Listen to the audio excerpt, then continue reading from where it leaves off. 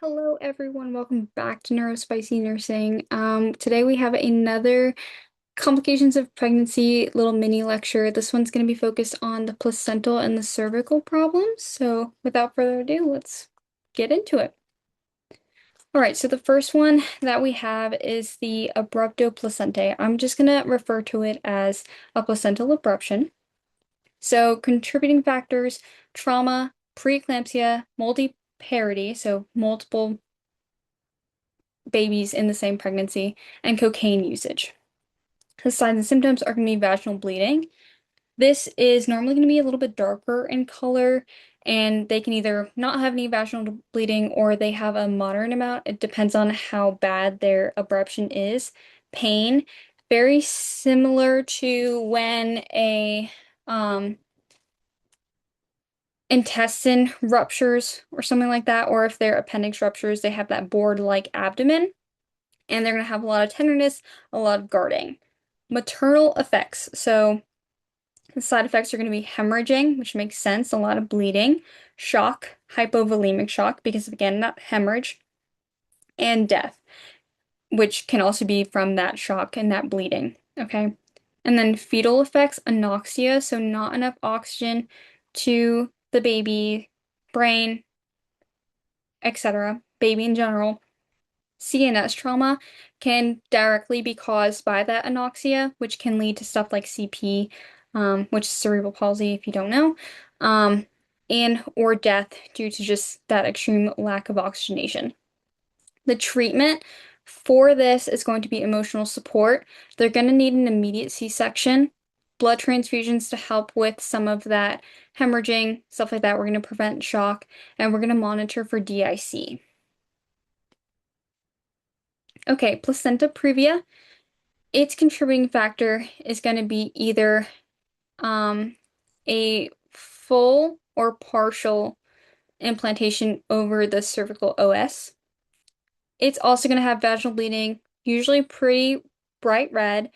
They can have minimal bleeding or life-threatening. It depends on the how severe their previa is. Pain, they normally don't have any pain. Its maternal effects are going to be the same as a placental abruption, as well as the fetal effects are the same. So if they have a partial previa, they will be treated with bed rest. If they have a complete previa, it's going to be treated like a placental abruption. Okay, molar pregnancy. So contributing factors, for the most part, we don't know the direct cause, but we do know that there's some correlation with ovulation stimulating drugs if they have age extremes, like if they're a teenager or if they have a geriatric pregnancy. Um, Spontaneous abortions or miscarriage, history of that, or if they have poor nutrition. So its manifestation is going to be vaginal bleeding. They're going to have brown grape-sized clusters as well as having anemia.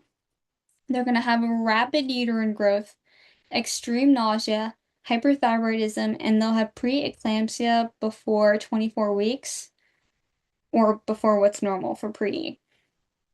The diagnostic testing will be an ultrasound as well as persistently high HCG levels or persistently positive pregnancy tests.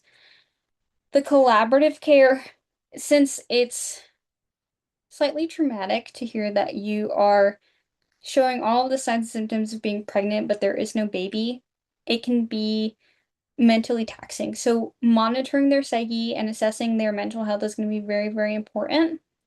You're also going to either prepare them for an elective expulsion. We're not going to induce them. There's really nothing to induce. They're going to get a curettage, and if they're Rh negative, they'll get ROGAM.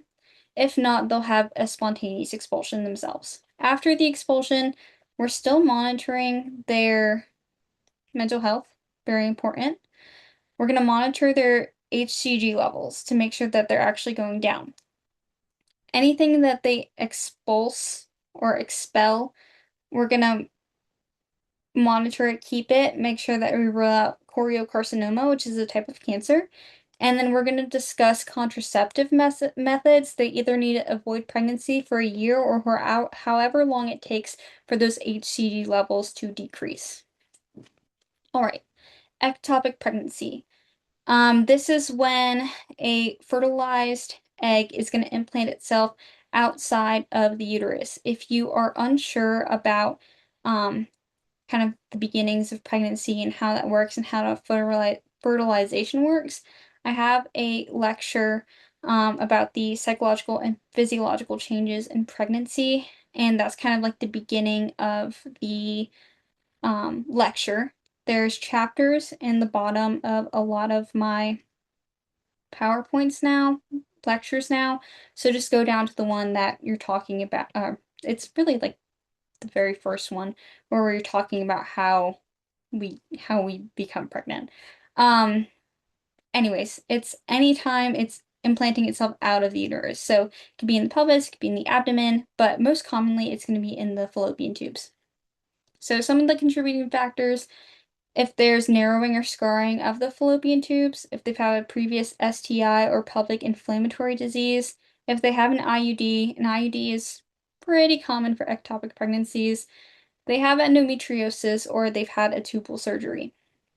Manifestations of an ectopic pregnancy include a delayed or they have missed their irregular period, a unilateral stabbing pain, commonly going to be in the left lower quadrant, and then tenderness in that same area. They can get it in right lower too, but more commonly it's going to be left lower. Bleeding is also a manifestation, and then shock because of that bleeding. Collaborative care is going to include providing emotional support, giving fluids to help prevent that shock or prevent it from worsening, giving methotrexate, preparing for surgery, and giving them post-op care. So that post-op care is going to include looking for signs of hemorrhage, looking for signs of infection, and looking for postpartum depression. Okay, an abortion. It is defined as the expulsion of a fetus prior to variability or a pregnancy loss before 20 weeks of gestation. The collaborative care here is going to be a lot of psychosocial support. Nurses are also going to assist with the ultrasound, and we're going to save all past tissue for examination. If this was a spontaneous abortion, past tissue, mom may want to stay with past tissue for, as long as she wants. So give her the time to spend with her baby if she requests it. Monitoring for signs of hemorrhage, just like normal for postpartum hemorrhage. Also monitoring for signs of shock, hypothalamic shock. We're going to prepare for a D&C and give RhoGAM if mom is Rh negative. There's different types of abortions: spontaneous, therapeutic, and elective. Elective, you choose to have it. Therapeutic could be either this, therapeutic can also technically fit in with elective, but if this pregnancy isn't viable for mom or baby, and one of them can get severely harmed because of it, that could be a therapeutic way, and spontaneous is it just happens naturally. When it comes to these topics, know that it's different in every state, and how they're treated. But know what's important for your state and know what your professor wants, in regards to discussion about abortions and miscarriages. And then discharge teaching, notify your healthcare provider if there's signs and symptoms of infection. You're going to discuss future plans for pregnancy and birth control options because it's possible that they may not be able to have a child after this if it's, one of those therapeutic things that's not viable. Notify your healthcare provider for signs and symptoms of depression, and make sure that they're going to their follow-up exams. Okay, cervical insufficiency. There are contributing factors like congenital, which means that you've had it since birth, acquired, if you have a history of a cervical trauma, or you've had a spontaneous delivery in the second trimester. Manifestations include an increase in pelvic pressure, pink stain, vaginal discharge, bleeding, or uterine contractions. They're going to be different than Braxton Hicks types of contractions, though. The diagnostic and therapeutic procedures. So you are going to have an ultrasound and you're going to look at the length of the cervix. If it's less than 25 millimeters in length, this is cervical insufficiency. You may end up getting a prophylactic cervical clearage, which is like a little suture kind of tying the cervix together. And that's going to be removed at 36 to 37 weeks, just so that the individual is kind of holding on to the baby and it doesn't put them at risk for preterm labor, because normally cervical insufficiency will put you at risk for preterm labor. And then collaborative care, obviously emotional support. And then if they have a viable pregnancy, this is going to be someone where we're going to keep them on bed rest. We're going to monitor the client. We're going to give them tocolytics. We're going to hydrate, and then that clearage. Okay, these are my resources, and thank you guys for listening. I know this one's a little bit of a sadder lecture, a little bit more serious, but thank you guys. More lectures soon. We're going to go into still working on the DIC.